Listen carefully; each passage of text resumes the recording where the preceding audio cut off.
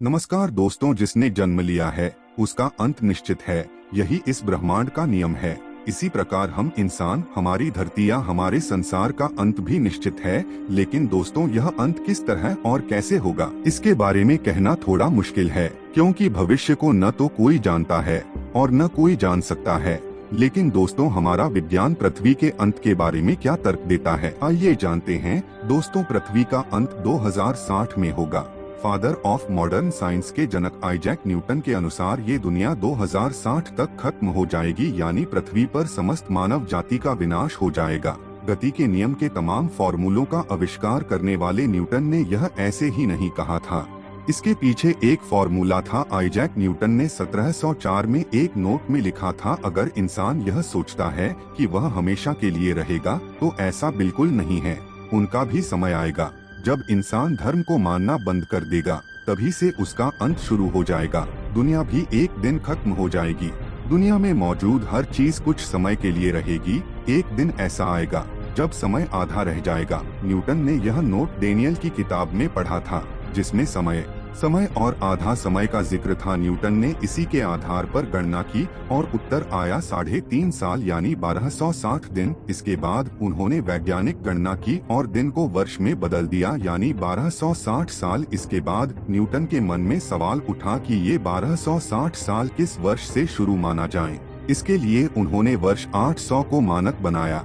इसके पीछे उन्होंने तर्क दिया कि 800 एडी में रोम में धार्मिक क्रांति आई और रोम के राजा चैलीमैगन ने शासन से ऊपर पोप को स्थान दिया। न्यूटन की गणना के आधार पर 800 में 1260 को जोड़ने पर साल 2060 आया और उन्होंने दुनिया के अंत का साल 2060 बताया।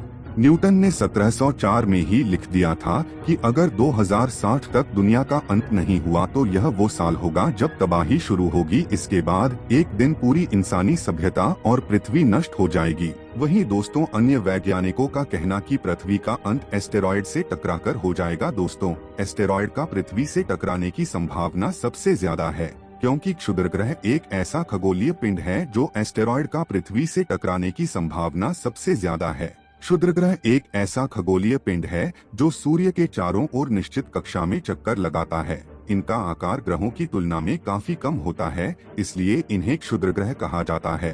आज से 6 करोड़ साल पहले डायनासोर जैसे जीवों का अंत भी एक क्षुद्रग्रह के टकराने से हुआ था। यह टक्कर इतनी जबरदस्त थी कि जब यह धरती से टकराया तो वहाँ 111 मील चौड़ा और 20 मील गहरा गड्ढा बन गया था।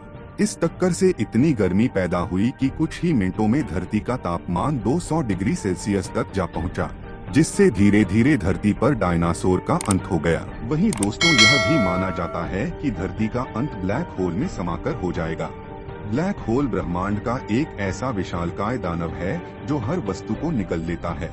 यहाँ तक कि प्रकाश भी इससे नहीं बच सकता है।